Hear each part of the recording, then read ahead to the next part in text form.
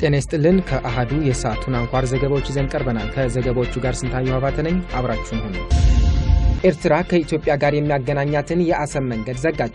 ባለፈው መስከረም ተከፍቶ የነበረው የዳባይ ሱማ ቡሬ መንገድ ከሰኞ ሚያዝያ 14 ጀምሮ መዘጋቱ ታውቋል። ይሁን እንጂ ሁለቱ ሀገራት ወደ አሰብ ወደብ የሚያደርሳቸው መንገድ ጥገና አለማቋረጣቸው ተነግሯል። በጉዳዩ ላይ እስካሁን የሁለቱ ሀገራት መንግስታት ያሉት ነገር የለም። ባሳለፍነው ሚያዝያ 10 የኡምሃጅር ሁመራ ድንበር በኤርትራ ትዕዛዝ መዘጋቱ ይታወሳል። የድንበሮቹ መከፈት የሁለቱን ሀገራት የንግድ ልውውጥ አጠናክሮት ነበር። አዲሱ የኢትዮ ጅቡቲ ባቡር ትራንስፖርት መስመር ባጋጠመው አደጋ ምክንያት እስካሁን አገልግሎት እንዳቋረጠ ነው። አገልግሎቱን ለማስጀመር የአደጋ አጣሪ ኮሚቴ ግኝትና የትራንስፖርት ሚኒስቴርን ትዕዛዝ እየጠበቀ እንደሚገኝ የኢትዮ ጅቡቲ ምድር ባቡር አክሲዮን ለአሃዱ ቴሌቪዥን አሳውቋል። መጋቢት 26 ከአዲስ አበባ ወደ ጅቡቲ ሲጓዝ የነበረ የእቃ ማጓጓዣ ባቡር በምስራቅ ሸዋ ፈንታሌ ወረዳ ውስጥ ከሀዲዱ የመውጣት አደጋ እንደደረሰበት ይታወሳል። በጊዜው 3 ቀናትን የዘለቀ ከባድ ዝናብና ጎርፍ እንደነበር ለአሃዱ ቴሌቪዥን የተናገሩት የአክሲዮኑ ስራ አስኪያጅ ጥላሁን ሰርቃ እስካሁን አገልግሎቱ እንደተቋረጠና በገለልተኛ የአደጋ አጣሪ ኮሚቴ ምርመራ እየተደረገ እንደሆነ ገልጸዋል። አደጋ ደርሷል። የደረሰውን አደጋ ከመንግስት በተሰየመ ገለልተኛ ኮሚቴ የአደጋው ሁኔታ እየተጣራ ነው ያለው። ከዛ ይሄ ኮሚቴ ስራውን አልጨረሰም። ነገ ከነገ ወዲያ ጨርሶ ለክብርት የትራንስፖርት ሚኒስቴር ያቀርባል። ባቡሩ የመድን ዋስትና ያለው በመሆኑ ከባለሙያዎች ጋር እየሰሩ እንደሆነ ያሳወቁት ስራ አስኪያጁ አደጋ ያጋጠመውን መስመር መልሶ ለትራንስፖርት ዝግጁ የማድረጉ ተግባር መጠናቀቁንም ተናግረዋል። እኛ አሁን የምንጠብቀው የኮሚቴውን መግለጫ መስጠትና ያው በጽሁፍ ከትራንስፖርት ሚኒስቴር መታዘዝ ስላለብን ሪፖርቱ ዛሬ ነገ ወይም ከነገ ወዲያ ከቀረበልን በዚህ ሳምንት ኦፕሬሽን ለመጀመር እንሞክራለን። የኢትዮ ጅቡቲ ባቡር መስመር በአደጋው ምክንያት አገልግሎቱን በጊዜነት እስካቆመበት ዕለት ድረስ በየቀኑ ከጅቡቲ ወደ ሞጆና ከሞጆ ወደ ጅቡቲ የሚጓዙ 4 ባቡሮችን ያስተናግድ እንደነበርም ተገልጿል። የአማራ ክልል ጠቅላይ ፍርድ ቤት በነበረከት ስምኦንና ታደሰ ካሳ የክስ መቃወሚያ ላይ ብይን ለመስጠት ለግንቦት 2 ቀጠረም። በትራንስፖርት ላይ የሀብት ምዝመራ ፈጽመዋል በሚል ተጠርጥረው ጉዳያቸው በፍርድ ቤት እየታየ የሚገኙት ተከሳሾቹ 4 ክሶች እንደተመሰረቱባቸውም ይታወቃል።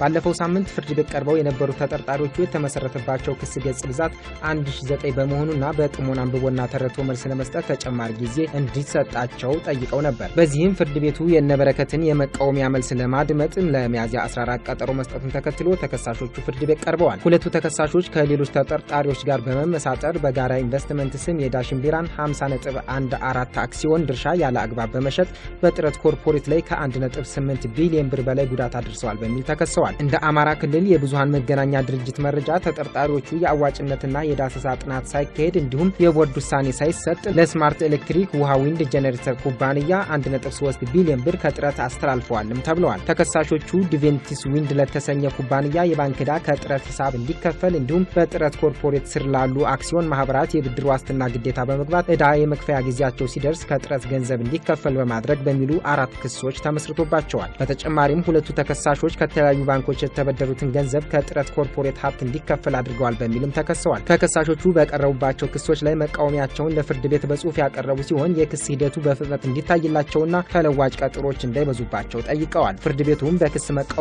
ላይ ብይን ለመስጠት ለአርብ ግንቦት 2 ቀን 2011 ቀጠሮ ይዟል። ባለፈው ሳምንት በአይሻ መሐመድ የተተኩት የከተማ ልማትና ኮንስትራክሽን ሚኒስትሩ ጃንጥራር አባይ የጠቅላይ ሚኒስትሩ አማካሪ ሚኒስትር ሆነው ተመደቡ።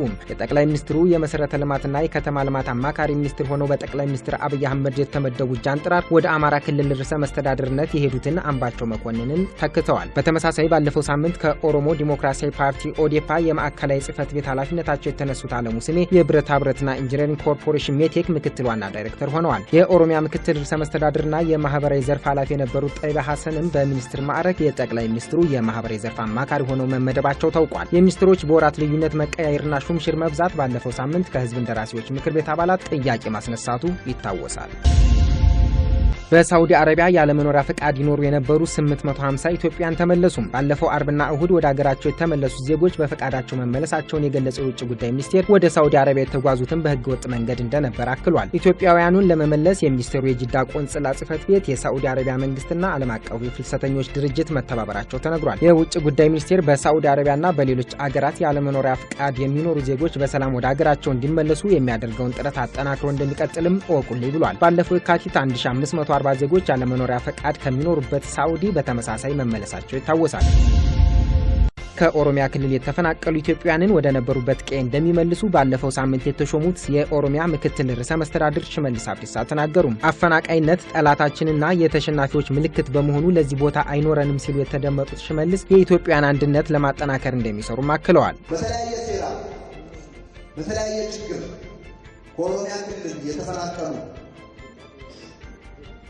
ዜጎቻችንን በቅርብ ጊዜ ሁሉንም ወደ ቀዬው ወደ ቤቱ ወደ ኦሮሚያ እንመልሳቸዋለን። ካሁን በኋላ መፈናቀል እንዳይኖር የተፈናቀሉ ወገኖቻችን ወደ ቀያቸው እንዲመለሱ ቀን ከሌሊት እንሰራለን።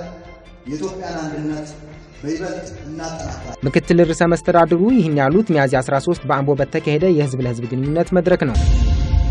በትጥቅ ሲታገል የነበረው የጋምቤላ ህዝቦች ነጻነት ንቅናቄ ከኤርትራ ተመለሰ። መቀመጫውን ኤርትራ አድርጎት የትጥቅ ትግል ሲያደርግ የቆየው የጋምቤላ ህዝቦች ነጻነት ንቅናቄ ጋህነን ወደ ኢትዮጵያ መመለሱ ታውቋል። ንቅናቄው የትጥቅ ትግልን አማራጭ አድርጌ በኤርትራ የቆየሁት በኢትዮጵያ ሰላማዊ የፖለቲካ ትግል ለማካሄድ ምቹ ሁኔታ ስላልነበረ ነው ብሏል። ሊቀመንበሩ ኡኪሎ ኡኪዲ አሁን ላይ የተፈጠረውን የፖለቲካ ምህዳር ምቹነት በመጠቀም ትጥቅ አውርዶ በሰላማዊ መንገድ ለመታገል ንቅናቄው ከኤርትራ መመለሱን አሳውቀዋል።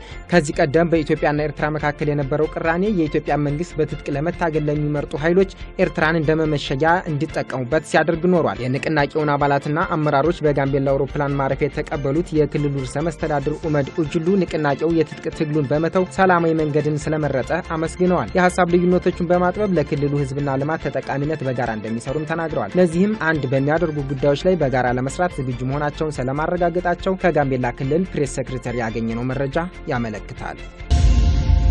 ከውጭ የሱዳን ወታደራዊ ሽግግር ምክር ቤት ለሰልፈኞች ጥያቄ በአንድ ሳምንት ምላሽ ይሰጣል አለ። የምክር ቤቱ ውሳኔ የሱዳን ሰልፈኞች ሀገሪቱን እየመራ ካለው ወታደራዊ ሽግግር ምክር ቤት ጋር ያላቸውን ግንኙነት ሙሉ ለሙሉ ማቋረጣቸውን ተከትሎ የተወሰደ ነው። ምክር ቤቱ ስልጣንን ለሲቪሎች አሳልፎ እንዲሰጥ ብንጠይቅም ያንን ማድረግ አልቻለም ብለዋል ሰልፈኞቹ። የሱዳን የሙያተኞች ማህበር ስልጣንን ከወታደራዊ ምክር ቤቱ የሚረከብ የሲቪል ምክር ቤት እሁድ ይፋ እንደሚያደርግ ቢናገርም ይፋ ሳይሆን ቀርቷል። የቀድሞው ፕሬዝዳንት አልበሽርን ማሰርና የፖለቲካ እስረኞች እንዲፈቱ ለሚሉ የሰልፈኞቹ ጥያቄ ምላሽ የሰጠው ወታደራዊ ምክር ቤቱ ለቀጣይ 2 ዓመታት በሽግግር መንግስትነት መቀጠል ይፈልጋል። ሰልፈኞቹ ግን የሲቪል አስተዳደር እስኪሰየም ሰልፍ ማድረጋቸውን እንደሚቀጥሉ በቃል አቀባያቸው አማካኝነት አረጋግጠዋል። በተያያዘ ዜና የተመዘበረ ሀብት ለማስመለስ የተቋቋመው ግብረ ኃይል $113 ሚሊዮን ከቀድሞ ፕሬዝዳንት መኖሪያ ቤት ማግኘቱን ይፋ አድርጓል። የአፍሪካ ህብረት ኮሚሽን ወታደራዊ ምክር ቤቱ ስልጣን ለሲቪል እንዲያስረክብ የ15 ቀናት ገደብ ማስቀመጡ ይታወሳል። በተያያዘም ሳዑዲ አረቢያና የተባበሩት አረብ ኤሚሬቶች $3 ቢሊዮን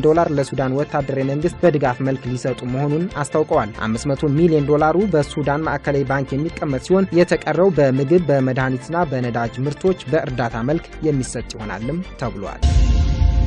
ከስልጣን ከተነሱት የቀድሞው የአልጄሪያ ፕሬዝዳንት ጋር ግንኙነት አላቸው የተባሉ 5 የሀገሪቱ ባለሀብቶች በፖሊስ ቁጥጥር ስር ዋሉ። ባለሀብቶቹ የተያዙት ከሙስና ምርመራ ጋር በተያያዘ እንደሆነ የሀገሪቱ የመንግስት ቴሌቪዥን ይፋ አድርጓል። የሀገሪቱ የጦር ኃይል መሪ ባሳለፍነው ሳምንት ከገዢው ፓርቲ ጋር ግንኙነት ያላቸው ባለሀብቶችና ግለሰቦች ከሙስና ጋር በተያያዘ በቁጥጥር ስር እንደሚውሉ መናገራቸው ይታወሳል። ሰልፈኞቹ ከቀድሞ መሪ ጋር ግንኙነት ያላቸው በሙሉ ከስልጣን እንዲነሱ በመጠየቅ ላይ ናቸው። የአልጄሪያ አዲስ ፕሬዝዳንታዊ ምርጫ በመጪው ሐምሌ ይጠበቃል።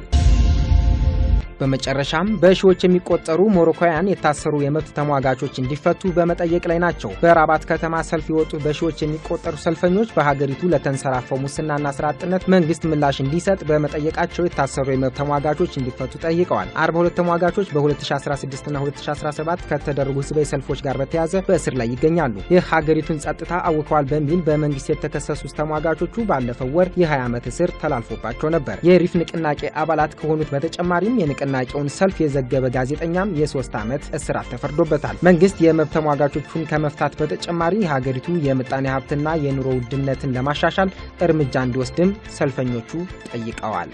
ከአሃዱ ለሰዓቱ ያዝናቸው አንኳር ዘገባዎች እነዚህን ይመስሉ ነበር። ሰላም።